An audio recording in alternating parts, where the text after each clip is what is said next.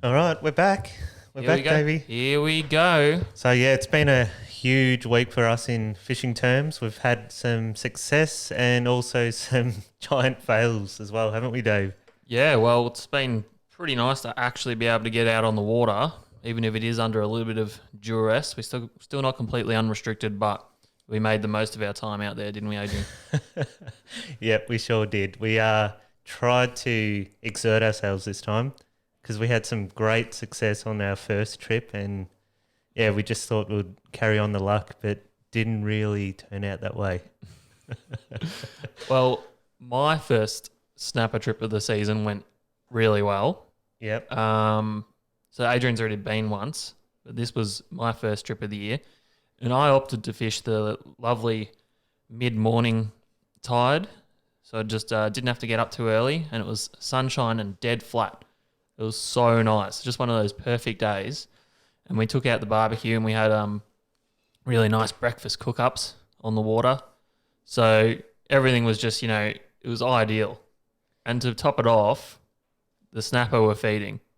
So first snapper of the trip was a really good fish. It was 88 centimeters and 7.1 kilos. So like by Western Port standards, that's a really nice snapper. Like we probably get two to three that size a year.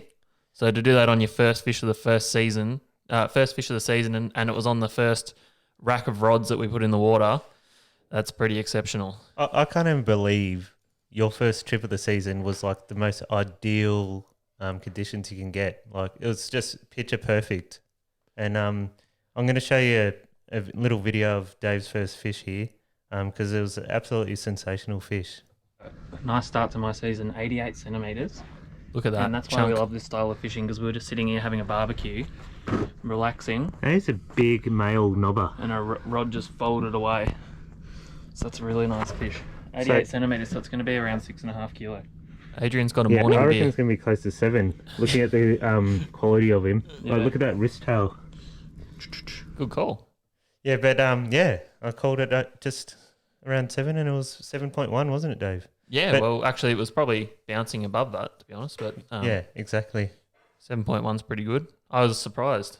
But when I look at that video, actually, it does look really chunky. So sometimes the first big one you see of the year, it looks really big because you haven't seen one for so long. So that's what I sort of thought might have been what was happening, but it was genuinely just a really big fish. So yeah, that was awesome. Yeah, I actually was saying 6 in the water when I saw it, and then when it came on the boat, you saw how thick it actually was. But yeah, so after Dave caught that fish, because it was literally the first set of rods in the water, and I'm like, I think it's time for a morning beer. Yeah, well, here's a little scroll through so you can see her on the brag mat. Yeah. We switch to my phone mode. Oh, was that a vertical? Yeah. Oh, yeah, you'll see it as vertical. Yeah. That's right. But 88 there she is. centimetres. Not bad. So we're being honest, and then it was Wade. So it didn't really matter. It was just awesome to be catching fish. And the fantastic thing about that is our friend Neil, who lives in Flinders, he was actually out on the water and he offered to do a fish print of that fish. And he does a special method that I'm going to try and pronounce. It's Gyotaku, I believe, or so anyway, it's a I don't know if it's ancient. I'm just going to say it's ancient Japanese fish printing technique where you use squid ink and you put the squid ink onto the fish, and then you lay a cloth over the fish, and basically what comes out is a direct representation of your catch, obviously. So it's another option to say like a fish mount that a lot of people use to capture a fish in a moment for all of time. So that can then be framed and go up on your wall. And I reckon it looks really good. It's really classy. Man, I actually think that looks insane. Like, is that an actual like Japanese technique? I had no idea. Yeah, it is. So you can see there it captures like all the little details. And the great thing that I like about it is that we can then eat that fish. So it's literally just ink on the skin. That can then be wiped off, and then you can still fillet your fish, and you get to eat it. So one of the things that I don't particularly agree with mounting fish is that a lot of the time those fish then can't be consumed. So you're keeping those fish for the mount basically, and you're not really making full use of all the meat on it, because by the time it goes through the whole molding and mounting process, it's no longer edible. It's been defrosted and it's gone off. Yep. Well, I got to say, I was quite angry when you gave that fish to Neil, because we only kept a handful of fish and released a few. Well, And I was expecting to actually get that fish back, because yeah, we ended up with like one fish each after that, and I know. Well, I had to give him something for doing that brilliant piece of artwork for us, because I reckon that probably costs hundreds of dollars ordinarily. yeah. And to be honest with you, I thought we were going to catch more the next night. Oh, don't even talk about the next night. That was yeah, that was crazy that night. Yeah, Adrian went the big run up talked up this trip and wrote me into it. He wanted to stay out and boat camp and do all this exciting stuff. Oh, I had like this picturesque idea of, we can't travel far anymore. Let's create a holiday in Western Port. Let's make it look, picture perfect. So I don't know. How did the trip actually start? Like it started off good, because we had barely any squid for bait left in my freezer. So we went and did a squid drift. Yeah. In an area that actually Neil tipped us off to, that he'd caught some the day before. So we thought we'll go have a look there, and that was really good. We got 9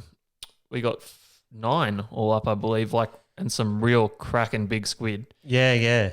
They were insanely big squid. Like I think the biggest one we got was about 43 or 44 centimeter hood. Yep. And there was a couple in that 40 centimeter hood range, and Yeah. you could actually tell they were nesting, because they had what were they, Dave? They were like eggs in their mouth. Yeah, so one of the big ones we caught had the eggs up the top of one of its tentacles, which I think is what they do when they're going to lay them onto a bit of the kelp. So what do? They have it in their mouth and they use a tentacle and just like put it on seagrass or seaweed or kelp or whatever. Yeah, well, I'm no squid expert, but yeah, they do. They lay the eggs onto kelp so that obviously it doesn't just get washed away by the current, and then once they hatch, they're obviously free of the egg then, and they drift with the currents and disperse around the port and hopefully find their way to safety. But yeah, so they're coming in for that spawning run that we normally get in spring, and that's when you get some of the real big squid congregating. And we didn't really fish it for that long either, but we got some really good squid come up there. No, well, the plan was that we actually, because we were planning a big trip on the port, like I think we were planning on fishing 3 tides straight. The plan was just to catch, I don't know, like 5 or 6 squid, because we'll probably use 1 or 2 big squid per tide. Yeah, so if we had to stop the trip then, successful. Oh, Really? yeah. No, that was a great squid trip. It would have been successful as... I'll throw to a little bit of footage here of Adrian winding in one of we just the started biggest our squid of adventure the day. getaway in Western Port for the Oh, night. And I'm first watching things myself up, we live need here. bait. So, yeah. There's 2 Adrians on the Second cast screen. of the day and we've got a That's not squid what you want. already. Oh, you want 2 of me? Trusty rainbow jig. Get me up there. Oh, you want to be commentating, do you? Have a look at this. Yes. Yeah, as you can see, this thing is Good actually quite big. I don't think this was the biggest one of the trip. No, this wasn't the biggest one. I don't know, I've got a jig there. But that's my favourite jig there. Well, I'll just grab Cephei this. and It's a good bait Natural size. Rainbow. They don't make it anymore. And Adrian's got like the last one that we have. Hang on. Oh, I'll tell you a story about this. So we'll just show the squid here, and then I'll cut to us.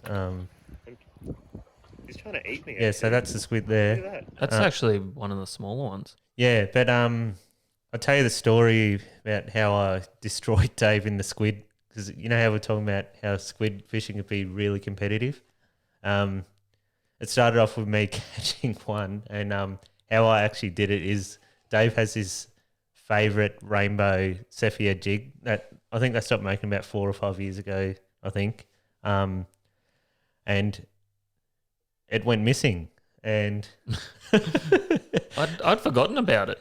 well, I actually lost my favourite jig. It was, I think it's like a highlighted green jig, and I couldn't find it. And So I was going through my squid jig box and I go, oh, this is Dave's favourite jig. You know what? Because I can't find my favourite jig, I'm going to chuck this on my rod and keep it on there. And that's actually how I beat him in the squid comp. I used his own jig against him. Well, if I knew it was a competition, I might have tried. No. I was trying, and it is always a competition. But Adrian towed me up. I got the first big one. He came charging up behind my jig. Yeah, that was insane watching that. Watched him grab it. And then from then on, Adrian just absolutely towed me up. They weren't coming in patches or anything. We're getting like one every 20 minutes. So I couldn't even steal any of the ones that were following his. No. Well, that's right.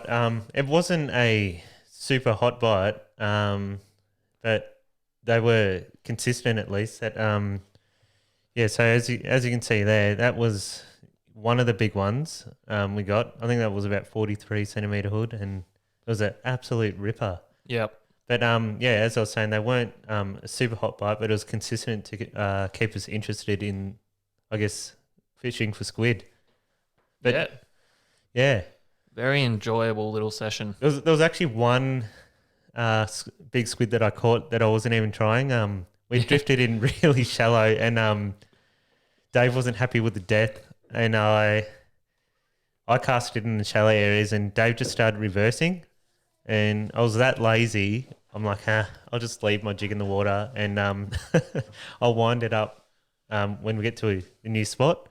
And Dave's halfway through reversing. He's reversing pretty quick, and my rod just starts going zzz, zzz, zzz. I'm like, Dave, stop. It's like, what? I'm like, yep, it's a good one. It's funny how you have days like that. Like you know that the luck's with you when that happens. You're not even trying to catch one. You go to move and you hook one. Yeah. I came back a little bit at the end there. I got, I think, 2 or 3 in a row, but they weren't as big as those big ones that you got. But that's all right. Yeah. We got our bait. And that's what mattered. I don't even think I had a rod in at that stage. I'll get stuff. You were just rolling around in your own glory. Yeah, I was updating the socials and stuff. You do it for the gram, don't you? Yeah. So what else happened during the week? We did that. Well, then we went and fed those squid to some sea lice. Oh yeah. Do we have any footage of those sea lice? Oh, hang on. Let me grab that one That's up. all right. Yeah, you try to find it. I think I've got a photo of a pilchard that you had that was just absolutely. Oh yeah. So what happened is we caught all these super fresh bait to use for snapper that night, and our first rack of rods got destroyed by the sea lice in a matter of, I don't know, 3 or 4 minutes. And as we're pulling the bait in, our squid rings and our gut baits, our head baits, everything was just covered in giant lice. Wow. Half the time we were pulling hooks up with nothing on them after 5 minutes. And at that point, I absolutely did what we like to call a death spiral, where your motivation and optimism just really plummets. Yeah. And I thought, this is not going to be a good night. Dave has a lot of death spirals when we're fishing. I'm usually the guy who tries to uplift the mood and keep us carrying on. No, but I feel like if you death spiral, I then try and lift the mood. As long as one person's up, then that's all that you need. Yeah, 100%. So, what I was saying is we bought a bag of pilchards that we were going to use for... So here we go. Yeah. This is off our Insta. That's the only way that's where as you can see, the caption says last night was a fail. Because look at that. And they're big lice too. Yeah. Yeah, so actually talking about Instagram, when we started our show, about a week and a half ago, I think the first night we had 30 followers. I think we're up to like 200 now. So yeah, good on us, Dave. Oh yeah, pat ourselves on the back. Small beginnings. We'll just keep putting content up, and if people want to listen to it and watch it, that's great. If they don't, that's their problem. Yeah, so as I was saying, I didn't want to destroy our freshly caught bait on sea lice, so I chucked on a pilchard just to try wean out the lice of the ocean there. Well, sometimes they'll eat the squid, but they won't eat fish baits, or vice versa, which is a bit weird. But no, they were eating everything. And the reason the sea lice were out in full force was because we're on the new moon cycle. I think we had like 1 or 2 days to the new moon, so there's absolutely no moon in the night sky at that time, and for Yep. some reason, the sea lice just seem to really love that. Yeah, if you have if you can be fishing on a dark night and they're behaving like they were the other night and stripping your baits, and then the moon will rise and they stop. The other thing that does help thin them out is when the current starts to run. Obviously, then they need to hug closer to the bottom and become a little bit less active, or they'll get washed away. And they can give you a little bit of respite, which it did for us the other night. But the snapper just weren't feeding in any case. We caught, the snapper aren't feeding because you catch every other bit of bycatch that's coming through the area. So we caught some gummy sharks and some banjo sharks, Port Jacksons and whatnot. But we were on a good mark and everything, but the snapper just had lockjaw, which happens. There was not really any reason for that to be the case. Well, yeah, there was a reason. The barometer had crashed to about 1,000. Well, it was low, but it had been steady and low since we had that good session on the Friday. And usually when the barometer, which is the air pressure, stays low for a number of days, the snapper have no choice, but they have to start feeding again. So you would have thought that you'd tick off the odd one throughout the night and perhaps even a really big one, because the big ones need to feed right through no matter what happens, obviously to sustain their size and bulk. But that wasn't to be, and that's fishing. No. And coming back to that sea lice thing, another thing that we noticed was we chucked out one rod that had a paternostic rig on it, and Paternoster. yeah, paternostic. Paternostic. You know what I meant. And that because the hook's a bit above where the sinker touches the mud, I guess. It stays off where all the sea lice are, and it stayed alive the whole trip, didn't it? Yeah, but it didn't catch a snapper. So No. but I have experimented with that in the past, and sometimes that rig with the bait suspended a little bit higher up can be really good. But nothing was really good the other night. We sat there with wind and rain blowing into our faces for 6 hours. Yeah. And then our souls were, our spirits were broken simultaneously when a gummy shark took a bait right near the end of the tide, and we took him off the hook and turned to each other and just silently started packing up the boat and driving back to shore. Yes, that was so funny actually, because he's just wound in this gummy shark, and I've just seen it because there was a little glimmer of hope. I was lying down on the bee bag, and Dave's like, "Oh my god, this rod's like bending over. I think we're on here." I'm like, he's picked it up and he goes, "Oh, I think it's a gummy," and immediately I've grabbed the other rods on the other side and I just start winding him in and packing up baits and hooks and. It wasn't even that. It was like a size gummy shark too, like something most people would be happy about. But when you're trying to catch snapper, everything else is just disappointing, unless it's a mulloway. Talking about disappointing gummy sharks, when we had really great success the other day on the snapper, I think it was the day before that we failed, the fisheries came up to us Yeah. and they were checking our license and stuff and our captures, and one of the rods went off, and yeah, it was another disappointing gummy shark. No, we thought it would be the ultimate glory of having fisheries pulled up next to us, and as they were pulled up next to us, winding a good snapper in. But yeah, it was just a gummy. But on another note, he had checked every other boat and he said we were winning the snapper competition. Yeah, that's the. Let's just say that's the words that we. That's how we interpreted his words. Yeah. You're winning the competition, guys. Well, he actually said we've caught the biggest. And the most. Yeah, and the most. He said a lot of people caught medium size and small ones, but yeah, we'd done well. So You guys are winners. yeah. We're like, thank you for the validation, sir. Yeah. But the funny thing about that fisheries officer, I think his name was Eric, actually. So shout out Eric. He came up and he said to me, "Oh yeah, you're Dave Standing, aren't you?" And I'm like, "Yeah." And he goes, "I think I checked you." Steve Danding. I checked you at Walkerville once, and I'm like, he's like, "Yeah, did you get a new boat?" I'm like, "I've had it a couple of years." And then I remembered like the instance, and it was 2011, I reckon. He checked me last time. So there you go. Fisheries officers have incredible memories. You can't get anything over them. Yep. No, 100%. And with that, perfect segue. I think we should throw to our own fisheries officer, Jonah, if you want to get... yeah, I'll get him on the call. So, yeah, you chat about what I don't know. Do you want to find some photos and stuff of what he does? Well, yeah, we've been trying to get Jonah on the show for a couple of weeks, but he's been up at the Whit Sundays shark tagging. They go up there and they satellite tag these mostly big tiger sharks in order to get information about where they travel and what they get up to. So that's what he was doing. But Jonah will also come on the show to discuss Tasmanian fishing because he is our Tasmanian correspondent and he's a very good fisherman. Well, Oh no, don't let. I actually think. I don't want him to hear me Hello. talking him up. Oh yeah, Dave was just Hello, talking sir. out there, mate. Can you turn your phone horizontally? Horizontally, this way. Yes, that's it, Okay. mate. So, yeah, you're gonna see yourself. That's because we're recording you, but that's okay, isn't it? I'll manage, yeah. Yep.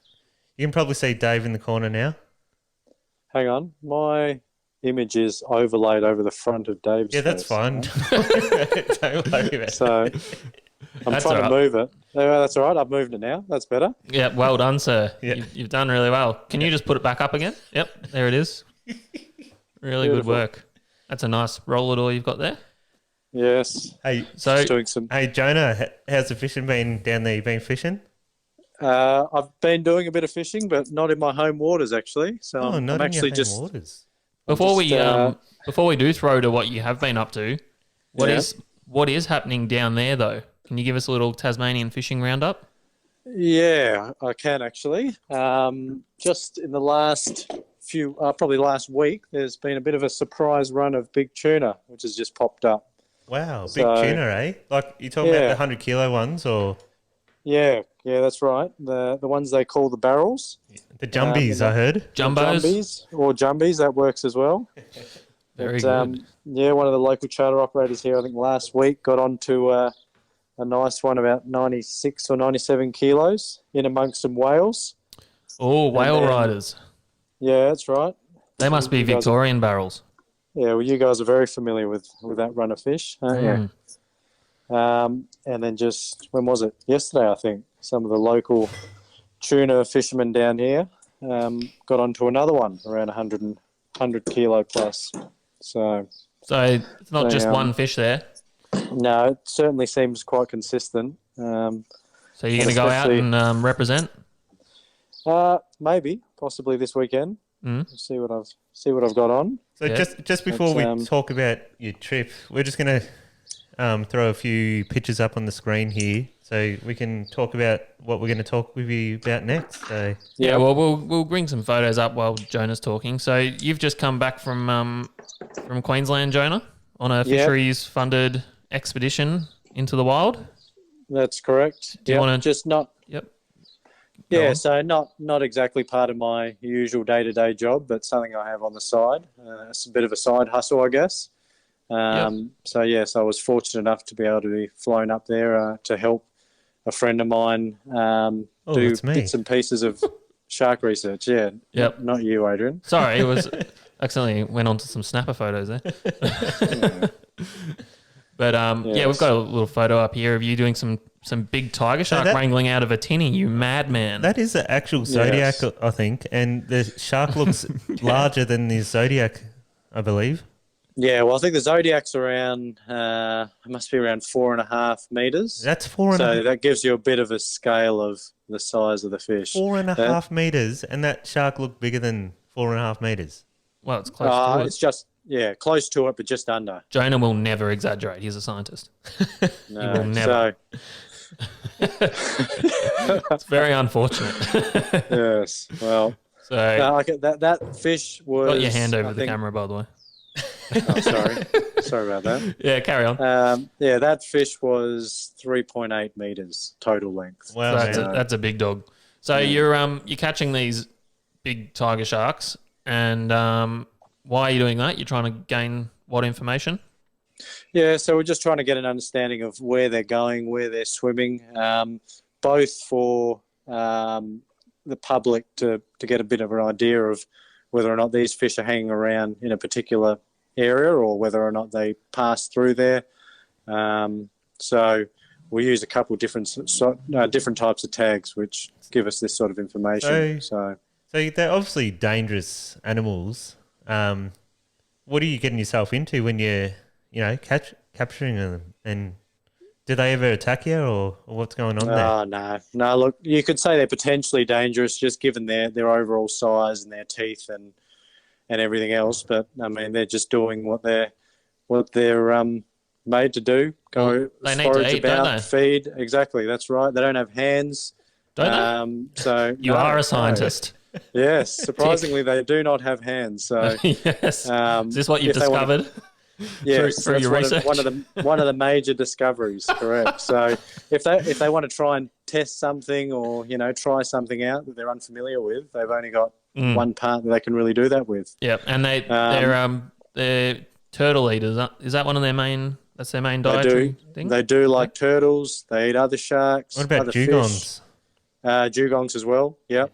So any of the large species of animals which frequent those waters, they'll pretty much have a chew on, really. And we actually did a trip up there and stayed in one of the harbours up there a couple of years ago camping, and I won't name the exact location, but there had been a couple of interactions with humans which didn't end so well for the humans. Oh, But David. that's basically because they associated these yachts and stuff that were moored up with food sources, wasn't it? So people were throwing food scraps and whatnot over the back of the boats, and the sharks became they got onto that and they started hanging in those areas. So they do become influenced by man pretty quickly, which is probably something we want to be avoiding.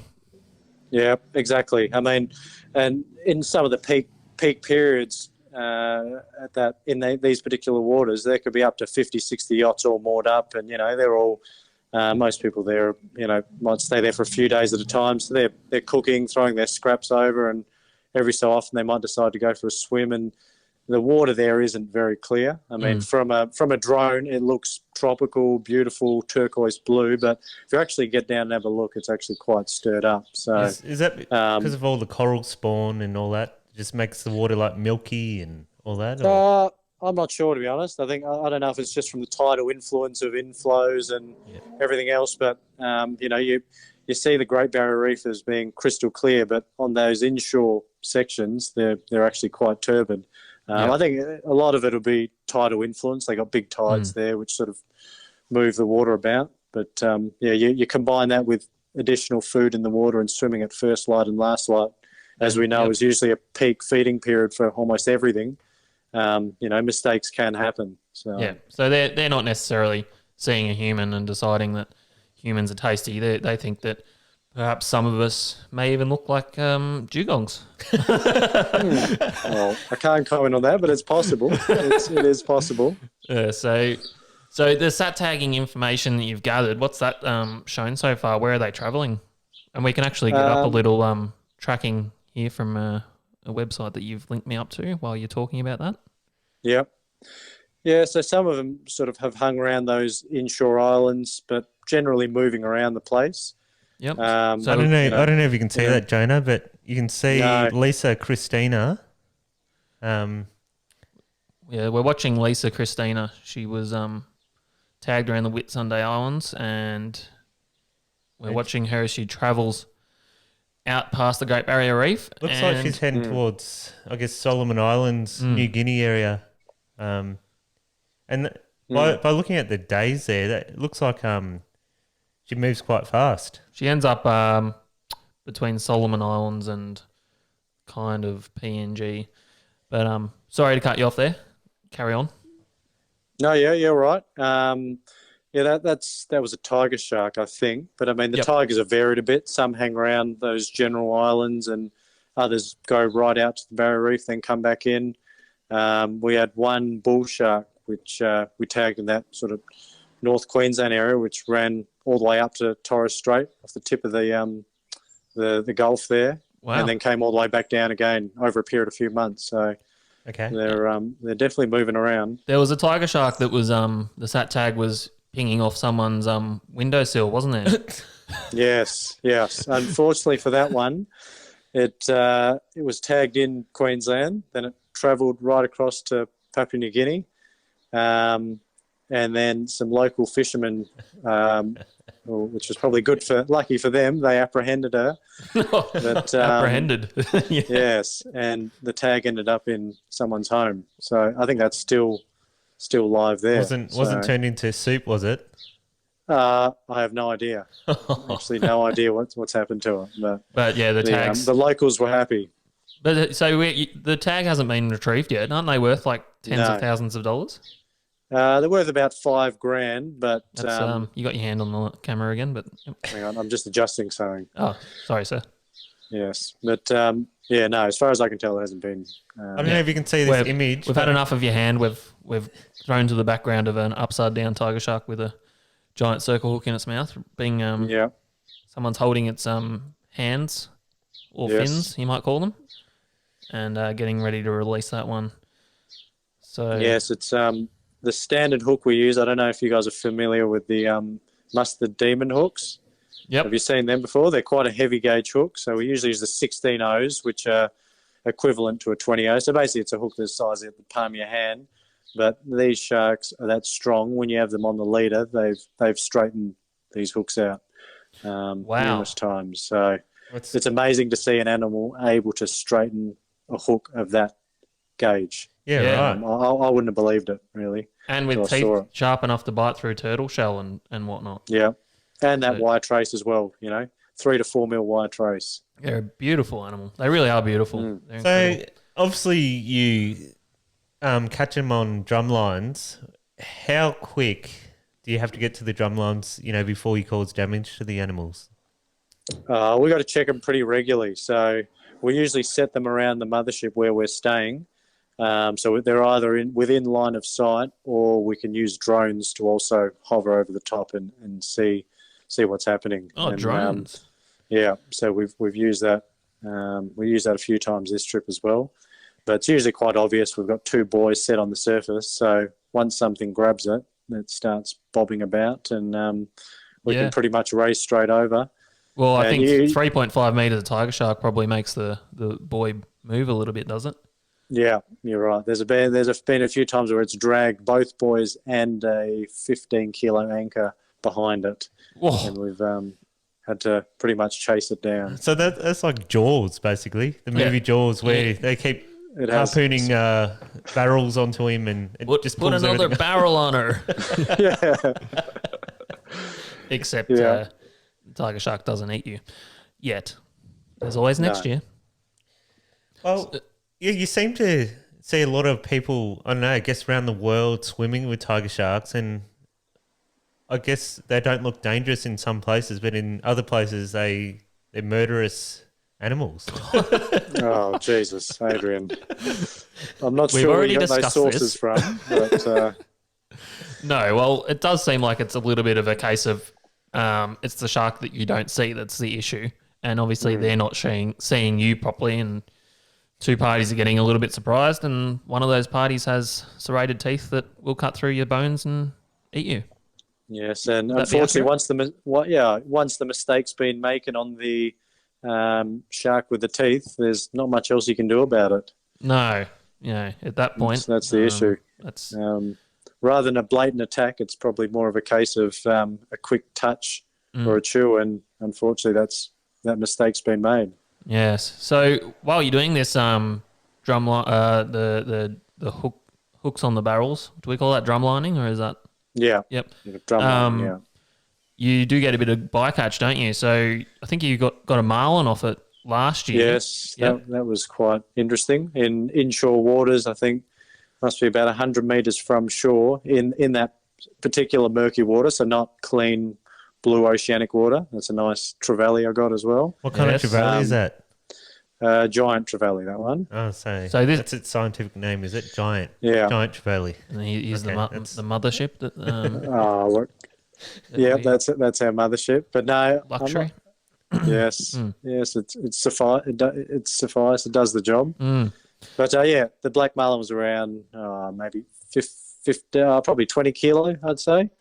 But so it was a black marlin. So black marlin, and took a whole mullet on a wire trace, a dead mullet. That's a game. That's a game marlin, isn't it? Yes. He turned Yes, himself it was into a live bait. So what certainly kind of mullet are they? something Like the different. big diamondback kind of mullet things, or Popeye? Yeah, or- between the diamond scale mullet and I think they call them the sea mullet or chub mullet. Yeah. But they're quite big. They average about 40 centimeters, quite fat. Yep. So you take a array of you're allowed to take a bit of wreck fishing equipment with you. Yeah, well, that's another aspect of this. So not only are we doing this sort of work with these larger sharks, there's a student that's also working on shark interactions of wreck caught fish, or depredation they call it, instead of predation, which is also an issue we have in Tasmania with mammals taking our tuna, as you're also aware of, Dave. Yes. So Nothing but mammals, eh? We're talking about seals. You're talking about sea That's otters or correct. something? yeah, something like that. The old marine sea otters. Yes. So yeah, that's a side project of this. So this fellow is we're going to areas which have been given to us as high depredation areas, dropping down on these marks, and then seeing what we catch and whether or not the sharks are there. And we've got video cameras installed on our lines. Yep. So you can actually see what's going on down there. You can see the species. And if we do happen to get a bite out of the fish where we haven't seen the shark, this fellow's got DNA swabs to ID the shark. So Wow. That is high so tech. Yes, certainly is. So you don't want to get snagged because you'll lose a video camera. Yes, and we have gotten a few snags where we've thought this is it. We're about to lose a very expensive piece of equipment, but funny enough, we haven't lost one yet. Really? So, You know what? And no, how much is the camera? They vary. I think they're around anywhere from 500 to a few grand. Wow. Mm. Wow. Are you So- on your phone, Jan? Oh, yeah. I was like, why are you paused? What's going on? Yeah, no, I just had an incoming call. Oh, okay. Oh. Yeah. Well, I'm really surprised you didn't That's just fine. drop us and answer that one. I was like, what's going on That here? would be your usual Well, method. I'm not sure about that. But anyway, So on these shark tagging trips, what's like some of the funniest things you've seen on trip? Like anything funny happen, or is it all boring science stuff? on funny as in what? Sorry, Adrian. Just I don't know, funny stuff in general. Like, that has happens. anyone lost a hand? You know, that sort of hilarious action. Nothing that No hilarious. boats have been bitten and punctured. No, look, everything runs fairly smoothly. Mm. I do get to have my fishing gear on board most of the time, so I can sort of duck off whenever something exciting's happening. We had big bust ups of tuna just a few days ago when we were checking some lines, and I raced over there and started trying madly to try and hook one, but they were very fussy. Very we- fussy. We know that. Were they those Mac tuna or the longtail? No, well, we got onto the Mac tuna, Yep. and they were fine. We got quite a few of them just casting slugs into the schools. But the other day we had big longtail bluefin sort of busting up everywhere, 10 to 15 kilo, and huge bust ups. And we tried casting multiple lures, and they would not touch one. It was very frustrating. Mm. So, Well, when we went up there camping in 2019. These tuna were pestering us every day, kept busting up and going back down just out of our range. And some of the times we were off on the rocks and we couldn't follow them. And we ended up catching one Mac tuna. And yes, in our I saw that. it was about 6 days in, and in our desperation, we actually ate that Mac tuna.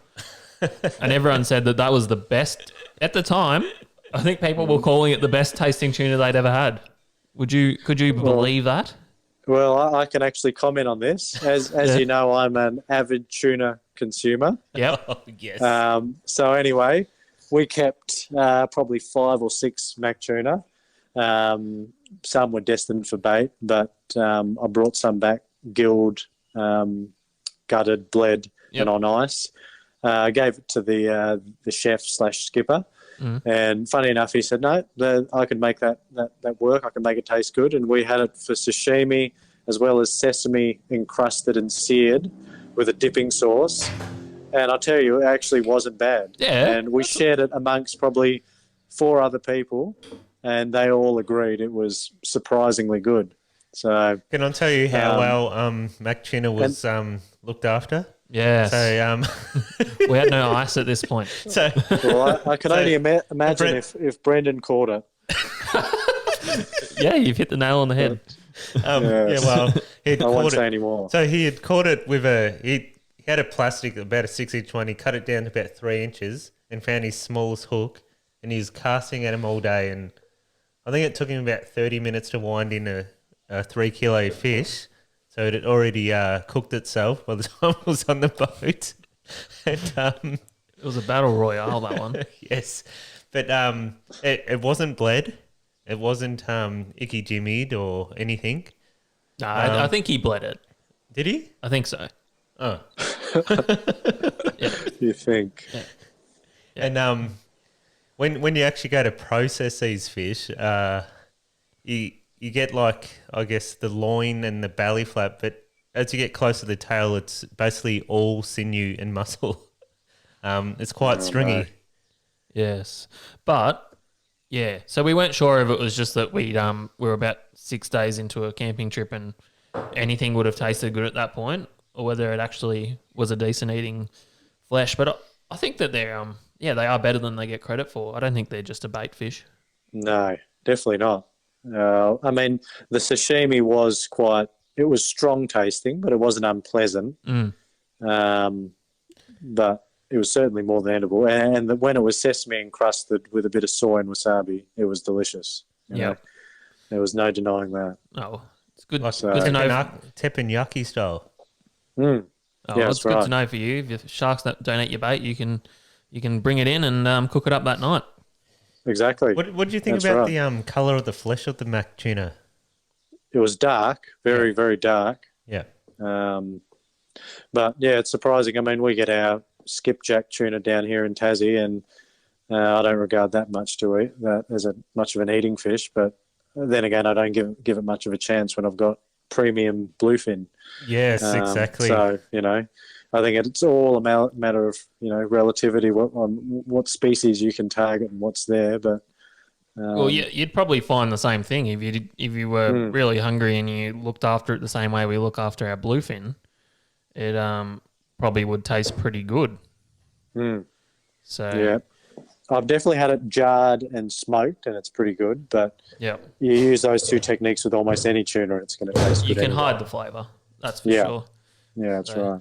Yeah. So with your shark tagging, have we covered most of the exciting stuff about that? I think that's covered most of it. We had what was another interesting aspect. We had this shows how resilient and carefree some of these sharks are. We caught one, I think it was around 3 meters. Went through the whole process of implanting the tag and getting a few samples. It was tail rope next to the boat, as you could see in that photo. Released it, and an hour later it went and grabbed another bait and got itself hooked. Yep. So we cut the hook off, released it, and it came back a third time and got hooked again. Then we released it and we didn't see it again. But Wow. 3 hookups in a day Of the Yep. same From- fish. of the same fish. Wow, that's Wow. incredible. So amazing. I do they're that quite- with 7 gill sharks here quite a lot. When I'm gummy fishing, I'll catch the same 7 gill shark about 4 or 5 times in a tide Dave, how do you know it's the same 7 gill and shark? eagle because they'll still have a hook in their mouth. Oh no. and eagle rays as well. Remember? Yes. Oh, well, you and I did that. I can't say that's Yeah. a common occurrence, but you and I caught the same eagle ray, 2 tides apart, about 2 kilometers apart. Yeah. Like, that was- and I was talking earlier about how you know when the snapper aren't feeding, and this was one of those times because the only thing that would eat baits was eagle rays, tiny gummy sharks, and Port Jacksons, which Jonah was absolutely thrilled to wind in because they were exotic species to him. the Port Jacksons were, yeah. Yes. So that was a real thrill for you. Well, I actually Yes. think And the banjos. Yes. Do you remember that Yes. double we had, Jonah? You had a 4.5 Yes. kilo snapper and I had the banjo, and Yes, we had no. a lovely photo shoot of that. I do remember that. Yeah. No, I don't mind them. I'm not so interested in the gummies, but yes, those other two species, very, very interesting. The eagle rays, they're actually a bloody good fighting fish. Like they're top class angling fish, I reckon. Yeah, it's all about they are. perspective. Yep. They are. I mean, I remember that's what got me into game fishing back when I was, young and without a boat or a license. There was nothing else that got the drag screaming land-based like an eagle ray. Oh man, they are incredible, and they get air too, so it's quite visual. Quite visual. Yeah, it's incredible. And as I just said, it's like it is a little bit about perspective. If you start at the bottom and you fish off the piers for the little stuff, and you work your way up, catching an eagle ray is very exciting. But then you do tend to sort of move on, and you get caught up in chasing the glory. Yes. The bigger fish like the snapper and the mulloway and the giant tiger sharks. Actually, Brendan caught a couple of eagle rays the other night. He actually did a camp out on Western Port himself over the weekend. I'm trying to find the photo of the banjo snapper, but that's all right. I can't find it, but that's all right. We don't need to see that. So I reckon, we'll thank Jonah very much for coming on the podcast, and if he's happy to come on again in the future, we'd love to discuss what's going on in Tasmanian sports fishing and in the scientific fish research world. Well, one of the main things I wanted to ask Jonah was how many people have actually died from those sharks, but I'm sure you didn't want to answer that. Yeah, look, I don't know the answer myself, but I'm sure you could Google it or look it up. Yeah. So, Well, that's an interesting fact, I reckon. We need to get someone else on who wants to really glorify it a bit more, ramp it up. Jonah's just not the man for we that. want to know the death stats. Jonah likes to look at things objectively, and He's a scientist. He likes to know. And I just don't. I don't think I'd be qualified to report on those things anyway. That's, I'm a freshwater scientist, remember, and a recreational game fisherman. So all right, well, I you just want to do worm these out of it, things then as that's a hobby. Yes. Just quickly, Jonah. Anyone catching swordfish still, or in Tassie? Or No, really? no. Our seasons finishes up a lot sooner than you guys, so it pretty much goes from March through till about June sees the end of it. And we don't see much after that. Our one seems to go all year. A sat tag popped off one about 3 weeks ago, so we know they get caught into September, and they definitely caught December, January, as we've seen the last couple of years. So you'd have to think that they're probably around in between those two periods as well. So probably an all-year fishery. It's just a matter of having the weather to get out there, I think. That's exactly right. We haven't had much weather down here either, from what I've heard anyway, in the last week. Yep. So. Yeah. All right, mate. Well, thank you very much for coming on. Good luck with those jumbo tuna that are down there. We hope you get out there and get amongst them. And hopefully those big seals will leave you alone and you can get one away with the tag in it. Hey, he didn't say seals. He said oceanic mammals, I believe, like an otter or a whale or something, I think. Yes. Well, I'll leave that up to you guys to work out, but yes. I'll send you through some of my tips leading up to your trip. So don't you worry about that. Yeah, I know you love them. Yep. Yes, thank you. Right. Big lures. That's the main thing, isn't it? Yeah, big lures. You don't listen to me. This is why you keep catching those 90 kilo ones. Not the 100 pluses. You listen to me, boy. All right. You send them through. All right. I Thanks. will. Study them. Repeatedly. Thanks, Jonah. I'm sure we'll have you on again soon. But great chat to you, mate. Sounds good. All right. See you guys. See ya. All right. Wow, that was pretty interesting, Adrian. Yeah, no, it was great. Great to have Jonah on there, because it's always good to have a scientific perspective of things, not just the death kills and stuff. Yeah, that's true. As fishermen, we like to exaggerate a lot, but with Jonah, you get the facts and the very accurate facts, and but it's still very, very interesting stuff. Some of the work he's doing up there is really cool, and we'd love to get up there and actually experience it and perhaps join him on one of those trips one day to see how it all works, because he's literally wrestling giant prehistoric beasts. Oh, yeah, 100%. Like tug of war he's holding the rope. I just hope one day we can get up there, get invited, and do that kind of thing because looks bloody insane. Like Yeah. they just look incredible. They're just beautiful looking animals. Yeah, no, they really are. You got to have a lot of respect for them. It's an absolute shame that there's some, as I said earlier, some interactions that don't go so well with people getting bitten and stuff. But when you see them in their natural environment, they're an incredible animal. They've been around for millions of years, and they definitely deserve our respect. Yep, 100%. Beautiful. Speaking of this snapper, Dave, Mm-hmm. the water's still really cold at the moment. So I guess you're saying these really small little bites and you have to work for the bites. Yes. Well, I know on Friday you were pretty pleased with yourself because we had a rod that was just what we call twizzling or nibbling. Twizzling. It was going for a good 15 minutes. And so usually a snapper, it won't muck around for too long. And it'll either eat the bait and leave or this is unusual what's happened here because Adrian's actually managed to hook one of these ones that wasn't particularly keen on eating a bait. Yeah, well, I guess it takes a bit of luck because you actually never know where the hook is on where they're biting on the bait. So I kind of lucked out here. I'll show you some footage here, but it's bloody incredible. So just listen how quiet it is.